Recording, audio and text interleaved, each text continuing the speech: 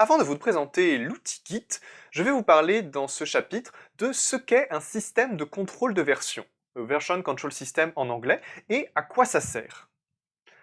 Le premier objectif d'un système de contrôle de version, c'est d'organiser des versions. Alors, pour définir cela, nous avons besoin de définir ce qu'est une version.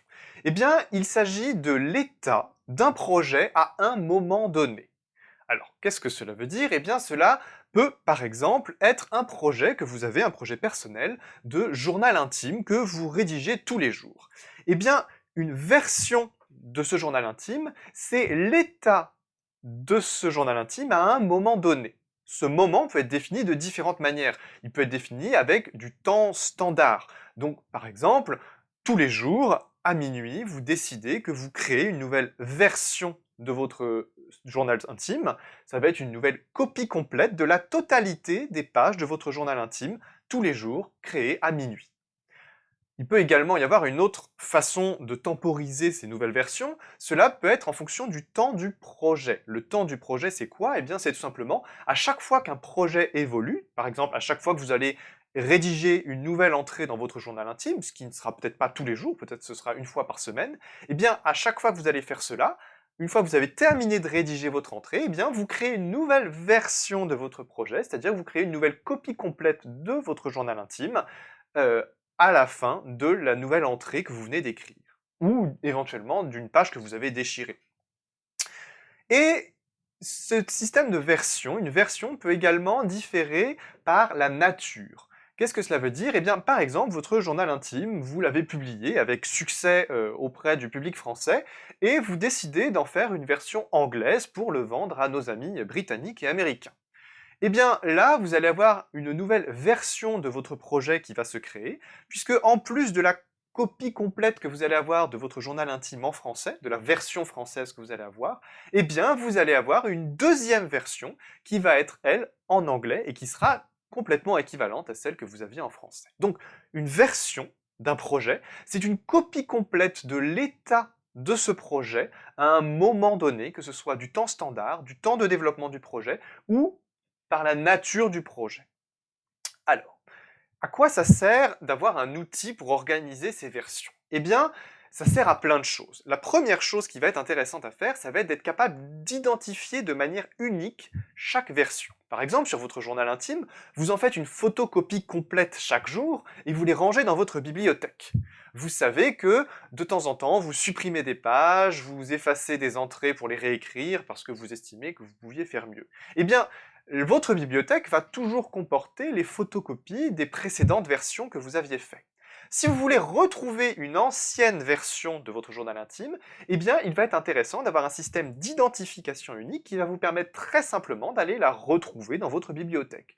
Donc cela peut être très simple, cela peut tout simplement être la date et l'heure à laquelle vous avez fait une modification de votre journal intime, mais on verra plus tard que on peut avoir des systèmes d'identification un peu plus poussés quand on a des projets qui sont des projets de programmation.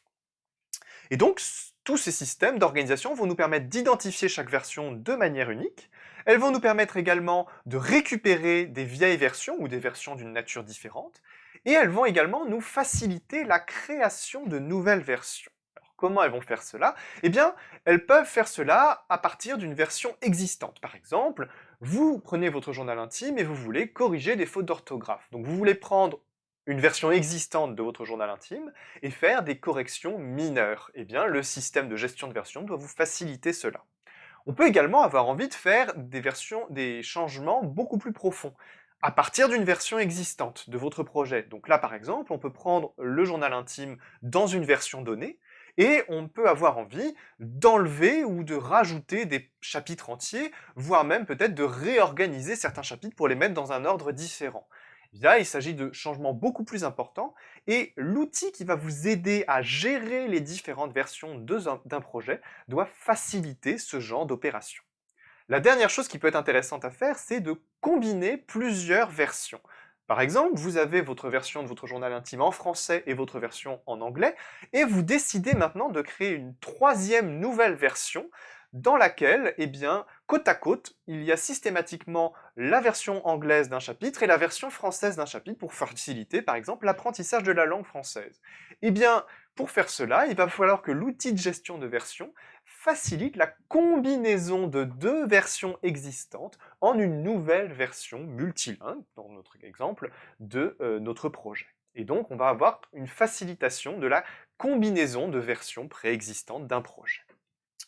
Voilà les principaux objectifs d'un outil de contrôle de version. C'est un outil qui va permettre d'organiser des versions d'un projet. Le deuxième objectif, et qui est pourtant celui qui est le plus souvent mis en avant, mais qui, de mon point de vue, est un objectif secondaire des outils de contrôle de version, eh bien, c'est la possibilité de partager un projet. Le système de contrôle de version, lorsqu'on parle d'un projet de développement, doit permettre à plusieurs développeurs d'accéder et de modifier un projet de code qu'ils ont en commun. Pour faciliter la collaboration, il y a plusieurs choses qui sont importantes. La première chose, c'est que l'outil utilisé pour faciliter la collaboration doit être un outil standard, c'est-à-dire un outil qui est largement répandu dans la communauté de développement et que donc tous les utilisateurs n'auront aucun mal à utiliser. Un des gros avantages d'avoir un outil standard et connu par une large majorité des développeurs, comme Git, eh bien, c'est que lorsqu'un nouvel utilisateur veut rejoindre un projet, eh bien, il n'est pas nécessaire de former cet utilisateur à l'outil de contrôle de version, puisqu'il le connaît déjà, puisque c'est un outil extrêmement répandu qui est de facto la norme. Et donc, cela va faciliter l'intégration de nouveaux développeurs. Cet outil, qui va également permettre de partager donc un projet entre plusieurs développeurs, doit faciliter le tracking des modifications faites par les différents développeurs. Effectivement, quand on travaille à plusieurs sur un projet, eh bien, il est souvent pratique de savoir qui a fait quoi dans le code. Cela peut être pour des raisons tout à fait évidentes lorsqu'il y a par exemple des bugs qui sont introduits par un développeur. Eh bien, ça peut être intéressant de savoir qui a fait une erreur dans le développement pour aller lui signaler son erreur pour éviter qu'il la reproduise dans le futur. Dans des cas plus complexes, avec des gros projets open source, eh bien, il peut être intéressant également d'identifier des développeurs qui tenteraient d'avoir une action maléfique sur le code, c'est-à-dire d'y inclure des bugs volontairement ou d'ouvrir des failles de sécurité volontairement. Et dans ces cas-là, savoir qui a fait quoi dans le code est absolument primordial, puisque cela va permettre de bannir éventuellement certains développeurs d'une communauté auquel ils n'appartiendraient pas ou alors dans lesquels ils seraient néfastes. La dernière chose qui est indispensable lorsqu'on veut partager un projet de code entre plusieurs développeurs, eh bien, c'est de s'assurer que plusieurs développeurs vont pouvoir travailler en parallèle chacun de leur côté. Et ces développeurs en particulier doivent avoir la possibilité de travailler en parallèle sur différents fichiers, mais également sur un seul et même fichier. Il peut y avoir besoin des fois d'avoir plusieurs développeurs qui vont chacun de leur côté compléter un même fichier de code unique. Et l'outil qui va permettre de collaborer, l'outil de contrôle de version, va devoir faciliter comme cela le travail en parallèle de plusieurs développeurs. Alors, maintenant qu'on a dit tout ça, eh bien, vous connaissez déjà un certain nombre d'outils qui permettent de partager des fichiers. Eh bien, nous allons voir est-ce que ces outils sont adaptés ou pas, plutôt pas d'ailleurs, au partage de fichiers lors d'un projet de programmation. Et donc, nous allons commencer avec un exemple pour les clés USB, les emails et les systèmes d'échange de fichiers en général, où on va pouvoir s'envoyer des fichiers les uns aux autres. Alors, on va partir avec un scénario très simple, un scénario dans lequel Alice, Bob et Clark, nos trois protagonistes, travaillent sur un projet commun. Alice a réalisé une première version, par exemple, d'un TP de programmation. Elle va elle va travailler dessus et créer une nouvelle version, une V1. Ensuite, elle va passer une copie de cette première version à Bob. Ils ont donc chacun sur leur ordinateur une copie qu'ils se sont échangés par email, par exemple, ou par clé USB. On continue le travail et Bob et Alice vont chacun travailler de leur côté pour apporter des nouvelles fonctionnalités au code. Alice va arriver à une version V2 et Bob va lui arriver à une version VA qui diffère probablement de celle qu'a obtenue Alice. Ensuite, Bob va passer une copie de son travail à Clark et il va l'altérer un petit peu au passage parce que Bob travaillant sous un système d'exploitation comme Windows et Clark par exemple sous Linux, eh bien lorsqu'il va passer le fichier d'un système d'exploitation à un autre, il va peut-être y avoir des petites modifications qui vont être opérées comme par exemple l'encodage des fins de ligne dans un fichier texte, dans un fichier de code. Et là, chacun des trois protagonistes va continuer à travailler sur sa propre version. Alice va obtenir une V3, Bob une VB et Clark une VY.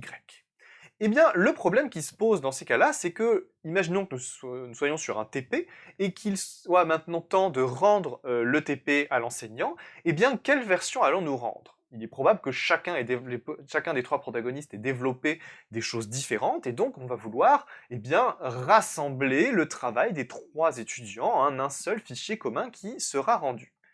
La question c'est comment va-t-on faire? Comment va-t-on faire pour, eh bien, merger, pour rassembler le travail de V3, VB et VY en un seul fichier commun? Eh bien, cela va demander une intelligence, cela va demander d'analyser le contenu des trois fichiers, de le comprendre, pour rassembler les plus-values de chacune des trois versions, dans un fichier commun qui sera rendu. Cela va donc demander un surplus de travail assez important pour rassembler les trois versions différentes en une, et pour comprendre à comment ces trois versions diffèrent, et pour en créer une finale commune.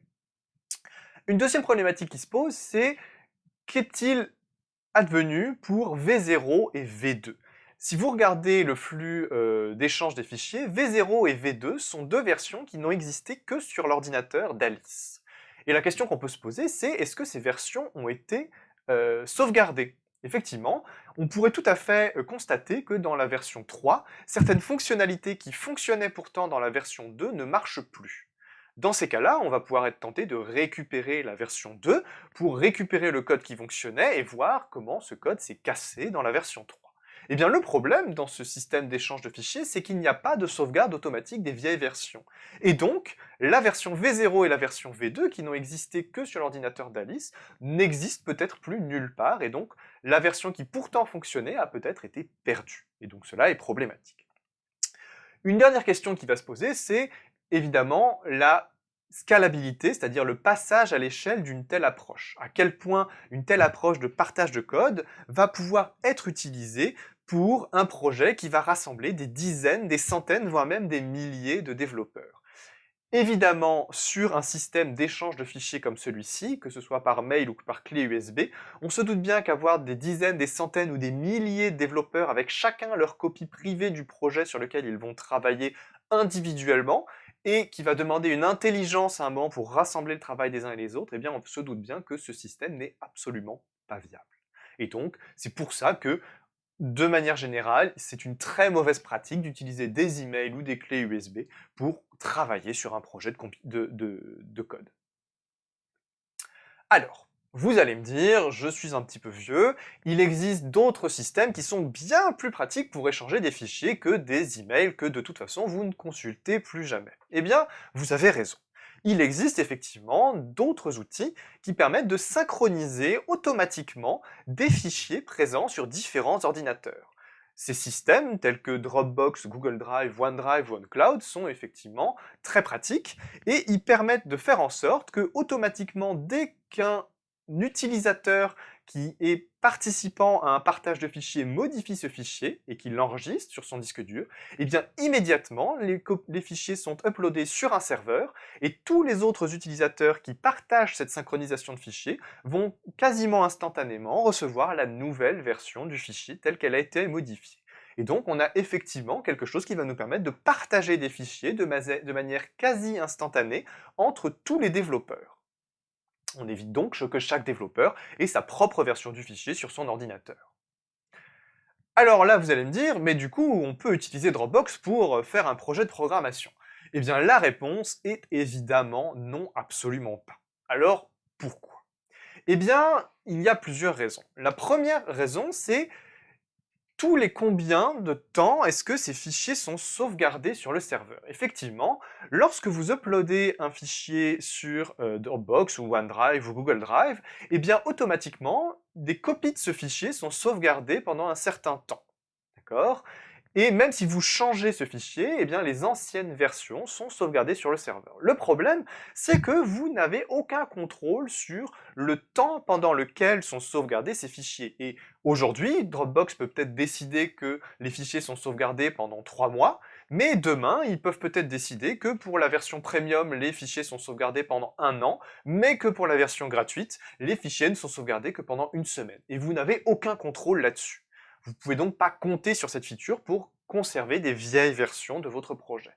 Le deuxième problème, c'est que vous ne savez pas tous les combien de temps les sauvegardes sont effectuées. Effectivement, vous allez peut-être changer votre fichier 10 fois dans la journée, mais peut-être que OneDrive va décider de ne sauvegarder une version du fichier qu'une seule fois par 24 heures. Auquel cas, si vous avez fait des avancées majeures dans votre projet plusieurs fois en une journée, eh bien, c'est seulement la version résultante de ces modifications sera sauvegardée. Vous ne pouvez pas demander plusieurs sauvegardes de vos versions de fichiers durant une journée de travail. La dernière chose qui est problématique, c'est que se passe-t-il si l'un des développeurs qui participent à votre projet décide de redesigner complètement une feature très importante au cœur de votre projet? Par exemple, vous êtes en train de développer un jeu avec un moteur graphique en 2 dimensions, et l'un des développeurs décide de changer ce moteur graphique pour passer dans un jeu à 3 dimensions. Mais pour faire cela, eh bien, il va devoir commencer par supprimer le moteur de jeu en 2 dimensions pour créer, ensuite écrire celui en 3 dimensions. Et donc, il va d'abord tout casser et réparer un petit peu, reconstruire son moteur graphique en 3 dimensions par la suite. Le problème, c'est si dans le même temps, un autre développeur était en train de travailler sur, eh bien, peut-être la gestion du son dans le jeu, eh bien, pour cet autre développeur, puisque tous les changements faits par le développeur qui va casser le moteur graphique sont immédiatement synchronisés avec tous les autres développeurs, eh bien cela veut dire que dès le moment où le développeur casse le moteur graphique 2D, tous les autres développeurs ont un projet qui devient inutilisable. Ils ne peuvent plus continuer à développer dessus tant que le nouveau moteur de jeu graphique en 3D ne sera pas développé. Et cela est particulièrement gênant, puisque quand on a plusieurs personnes qui travaillent sur un même projet, eh bien, en général, on veut qu'ils puissent continuer à travailler les uns en parallèle des autres sans se gêner. Et donc, ce système de synchronisation instantanée ne va pas être confortable à l'utilisation dans le cas où on a besoin de redesigner complètement une composante de code au cœur du projet et qui va casser d'une certaine manière le fonctionnement du projet. Alors, voilà une slide qui est à consulter chez vous, qui résume les différents points de comparaison que j'ai pu présenter pour les échanges de fichiers par email ou par système de synchronisation, et qui, dans la dernière ligne de ce tableau, présente les avantages que vont présenter les outils de gestion de version. Partout où vous aviez des défauts dans les échanges par email ou par synchronisation de fichiers, eh bien vous avez des avantages dans les systèmes de contrôle de version. Ceci termine la première introduction sur pourquoi utiliser des systèmes de contrôle de version. Dans le prochain chapitre, avant de rentrer dans les aspects techniques, on vous présentera un brief historique de Git.